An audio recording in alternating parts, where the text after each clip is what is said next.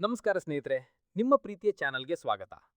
ಇವತ್ತು ನಾನು ನೋಡಿದ ಸಿನಿಮಾ ಜೂನಿಯರ್ 2025. ಇದು ಒಂದು ಹೊಸ ಫ್ಯಾಮಿಲಿ ಆಕ್ಷನ್ ಎಂಟರ್ಟೈನರ್ ಅಂತ ಟ್ರೈ ಮಾಡಿದ್ದು. ಆದರೆ ಸತ್ಯ ಹೇಳಬೇಕು ಅಂದ್ರೆ ಈ ಸಿನಿಮಾ ನನಗೆ ನಿಜವಾಗಿಯೂ ಇಷ್ಟವಾಗಲಿಲ್ಲ. ಸಿನಿಮಾವನ್ನು ನೋಡುವಾಗ ಪ್ರತಿ 10 ನಿಮಿಷಕ್ಕೊಮ್ಮೆ ನಾನು ನಕ ಹೀರುತ್ತಾ ಕುಳಿತಿದ್ದೆ. ಏಕೆಂದರೆ ಸಿನಿಮಾ ಎಲ್ಲಿಂದ ಶುರುವಾಗುತ್ತೆ, ಎಲ್ಲಿಗೆ ಹೋಗುತ್ತೆ ಅನ್ನೋದು ಬಹಳ ಗೊಂದಲದ ವಿಷಯ. ಕತೆ ಒಂದು ಕಾಲೇಜ್ ಹಂತದಲ್ಲಿರೋ ಯುವಕನ ಪರಿಸ್ಥಿತಿಗಳ ಬಗ್ಗೆ.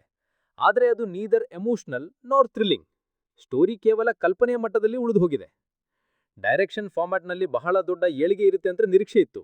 ಆದರೆ ನಿಖರವಾಗಿ ಹೇಳೋಣ ಅಂದ್ರೆ ನಿರ್ದೇಶಕರ ದೃಷ್ಟಿಕೋನ ಬಹಳ ಕಚಗುಳಿ ಹಾಯಿಸುವಂತಿತ್ತು.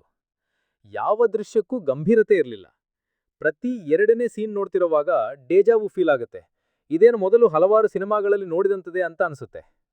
ಹೀರೋನ ಅಭಿನಯ ಒಳ್ಳೆಯ ಪ್ರಯತ್ನ ಇದೆ, ಆದರೆ ಎಕ್ಸ್ಪ್ರೆಷನ್ಸ್ ಮತ್ತು ಡೈಲಾಗ್ಸ್ ತುಂಬಾ ರಿಹರ್ಸ್ಡ್ ಆಗಿರುವಂಥದ್ದಾಗಿ ಕಾಣಿಸುತ್ತೆ. ನೈಸರ್ಗಿಕತೆ ಇಲ್ಲ. ನಟನೆಯ ಆಳತೆ ಎಡವಟ್ಟಾಗಿದೆ. ಎಂಥ ಸನ್ನಿವೇಶವಾಗಲಿ, whether it's emotional, action or comedy, ಎಲ್ಲವೂ ಸೇಮ್ ಎಕ್ಸ್ಪ್ರೆಷನ್ಸ್. ಹಾಸ್ಯ, ಪುನೀತ್ ರಾಜ್ಕುಮಾರ್ ಕಾಲದ ಹಾಸ್ಯವನ್ನೂ ಮೆಲೋಡ್ರಾಮಾಗಿಸಿಬಿಟ್ಟಿದ್ರು. ಪ್ರೇಕ್ಷಕರಿಗೆ ನಗೆಯ ಬದಲು ಬೋರ್ ಕೊಡ್ತಾ ಬರುತ್ತೆ.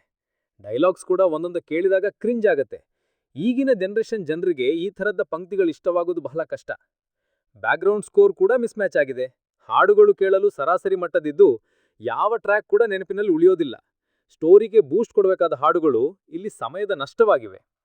ಸಿನಿಮಾದ ಓವರಾಲ್ ಎಕ್ಸ್ಪೀರಿಯನ್ಸ್ ಒಂದು ವೀಕೆಂದ್ರ ನಿರೀಕ್ಷೆಯೊಳಗಿನ ಸಿನಿಮಾ ಇದ್ರೂ ಇದು ಥಿಯೇಟರ್ಗಿಂತ OTT ರಿಲೀಸ್ ಆದ್ರೆ ಬೇರೆ ರೀತಿ ಕಾಣ್ತಿತ್ತೇನೋ ಅಂತ ಅನ್ಸುತ್ತೆ. ಒಟ್ಟಿನಲ್ಲಿ ಜೂನಿಯರ್ ಸಿನಿಮಾ ನನ್ನ ನಿರೀಕ್ಷೆಗೂ ಪೈಸಾ ಬಚ್ಚತಿಗೂ ತಕ್ಕದಾಗಿಲ್ಲ. ನಾನು ರೆಕಮೆಂಡ್ ಮಾಡ್ತೀರಾ ಅಂದ್ರೆ ಇಲ್ಲ. ನೀವು ಟೈಮ್ ಪಾಸ್ ಅಂದ್ರೆ ಬೆಟರ್ ಆಪ್ಷನ್ಸ್ ಇದ್ದಾರೆ. ನಿಮ್ಮ ಅಭಿಪ್ರಾಯವೂ ನನಗೆ ಬಹುಮುಖ್ಯ. ಈ ಸಿನಿಮಾವನ್ನು ನೀವು ನೋಡಿದರೆ ಕೆಳಗೆ ಕಾಮೆಂಟ್ ಮಾಡಿ ನಿಮ್ಮ ರಿವ್ಯೂ ಶೇರ್ ಮಾಡಿ. ಇಂತಹ ಇನ್ನಷ್ಟು ಆನೆಸ್ಟ್ ರಿವ್ಯೂಸ್ಗಾಗಿ ಚಾನಲ್ಗೆ ಲೈಕ್ ಮಾಡಿ, ಸಬ್ಸ್ಕ್ರೈಬ್ ಮಾಡಿ. ತಿಳಿವು ಕೂಡ ಇರಲಿ. ಟೈಮ್ ಮತ್ತು ಹಣ ಎರಡೂ ಅಮೂಲ್ಯ.